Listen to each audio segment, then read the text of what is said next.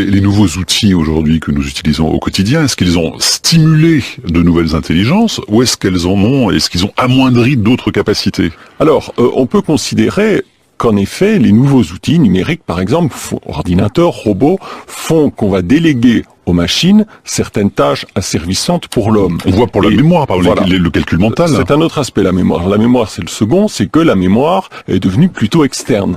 La mémoire étant externe, et finalement, les tâches qui nécessitaient beaucoup de temps, de concentration, de labeur, plus automatiques, peuvent être déléguées aux machines. Donc, il y a là un espace de nouveauté. Qu'explique l'intervenant à propos des nouveaux outils numériques?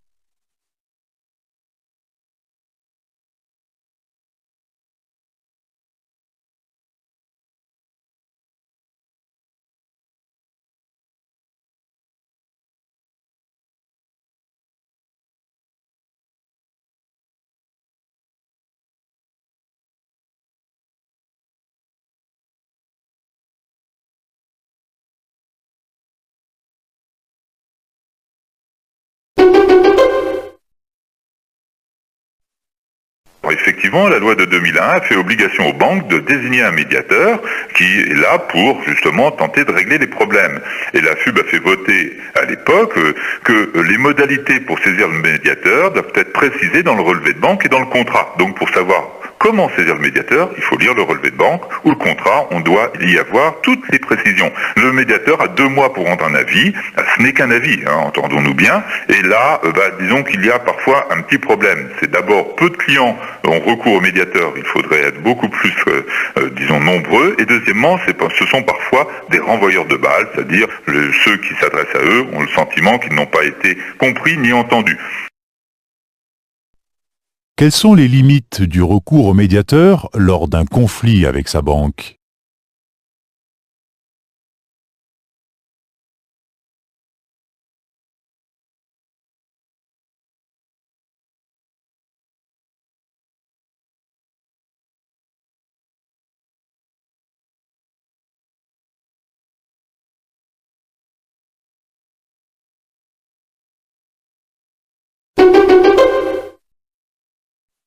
Gérard Nora, vous vous occupez de la restauration de monuments historiques.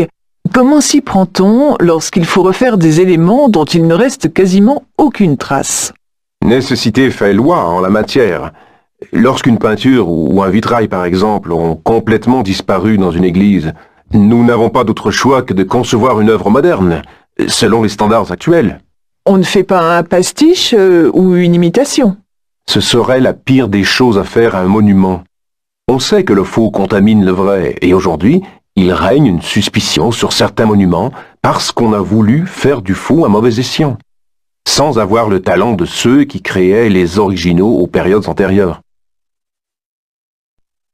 Quelle solution l'expert juge-t-il préférable concernant les éléments architecturaux que le temps a détruits?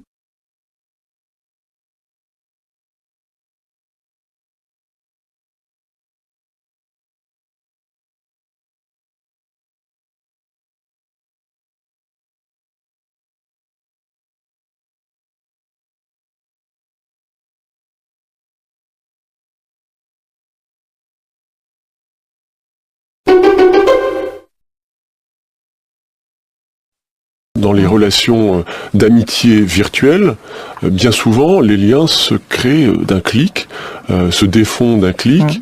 Il y a une précarité de la relation humaine dans ces réseaux-là. Et puis même aussi dans les rencontres qu'on est appelé à faire sur le mode de l'instantanéité, dans le speed dating ou toutes les formes de speed meeting, et qui fait que on cède à l'affect du moment pour décider si on maintient une relation ou pas. Et donc tout le caractère durable et vertueux des amitiés à l'échelle d'une vie, on peut se poser la question de leur existence à l'avenir. Que regrette l'intervenant dans ce type de relation?